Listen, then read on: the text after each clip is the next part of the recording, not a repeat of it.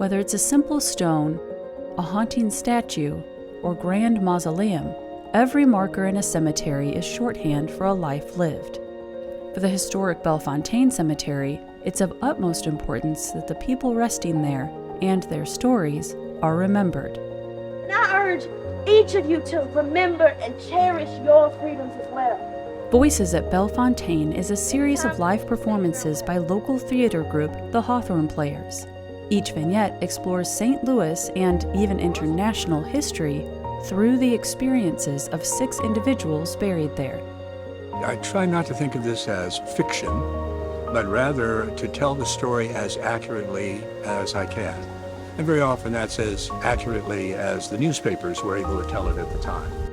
These are actual people, and you want to learn as much as you can about them so that you can do justice to their story.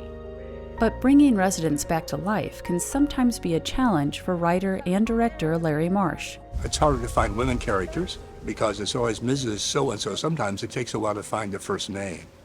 It's hard to find that with African Americans. Those are greater challenges. I felt called to find a better place, a safe haven for my people. So I purchased land in the wilderness of St. Clair County, gathered up 11 families and led them across the Mississippi River. Our little settlement grew to be known as Brooklyn, Illinois, which is said to be the oldest incorporated town of colored folks in the country.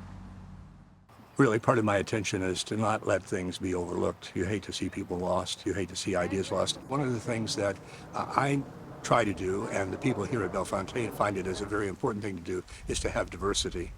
And so looking for men and women, looking for people of color, looking at rich and poor, to try to find a balance. In my opening address to the convention, I declared, I believe the Constitution of the United States gives me every right and privilege to which every other citizen is entitled. For while the Constitution gives the states the right to regulate voting, it nowhere gives them the power to prevent it.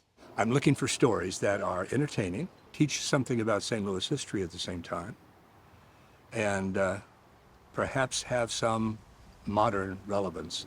Each generation builds on the work of those who came before. And now, it's your time to affect what will follow. Exploring connections, whether historical or philosophical, between the stories can create some poignant moments. And working with characters who no longer share the linear timeline of the living enables the actors to engage with the audience and each other in a unique way. There's an equality, basically, in the afterlife, where those differences are no longer differences, or are differences that make no difference. I heard a commotion on the corner of 7th and Chestnut. There was a crowd of white folks gathering. Earlier that day, a young mulatto freeman named Francis McIntosh was arrested and taken to jail for stabbing a police officer. An angry mob broke him out of his cell and tied him to a tree. I watched from a distance as they piled wood up to his knees, and then they set it on fire. The Wainwright Building is an architectural gem and acclaimed by many to be the first modern skyscraper. Thanks to its use of steel instead of wood for its framework, it soars 10 stories high. At the corner of 7th and Chestnut.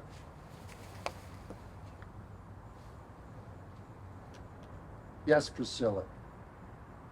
It stands at the very location you saw young Francis McIntosh tied to the tree and burned alive all those years ago.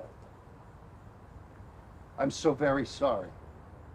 It takes a very special kind of actor to do this because it is physically so demanding, because they do 18 performances in the weekend, and sometimes in bad weather, sometimes in good, sometimes loud, sometimes quiet.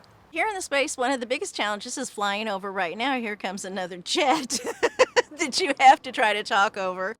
But sometimes it works out that these interruptions fit right into the story being told. Now, after a night flight back to Missouri, the spirit of St. Louis swooped low over my house on Portland Place, and Slim waved a greeting.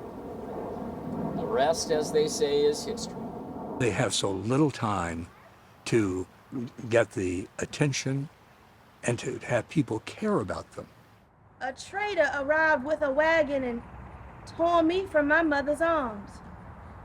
I can still remember my master just standing there in the window, counting his money. One of the highlights of Voices is the actors' talkback, an audience Q&A which is held after the final performance. Oftentimes, a lot of people of color stories, especially those who were enslaved, don't get told because they're lost. And so to have someone as monumental as Mother Baltimore, and as I've come to know her over the past 2 days and over the month of rehearsing, her message of freedom and resilience became more real to me. I am proud to be resting here in the free soil of Bellefontaine Cemetery, and I urge each of you to remember and cherish your freedoms as well.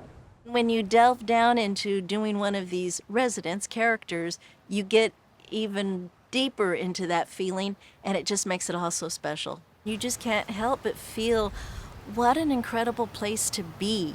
It gives a whole new approach to visiting a cemetery. We can take solace in knowing that history, even the most disheartening events and attitudes of the past, when known and remembered, can remain an important teacher for us all. Thank you, Ellis. And thank you all for listening. And remember,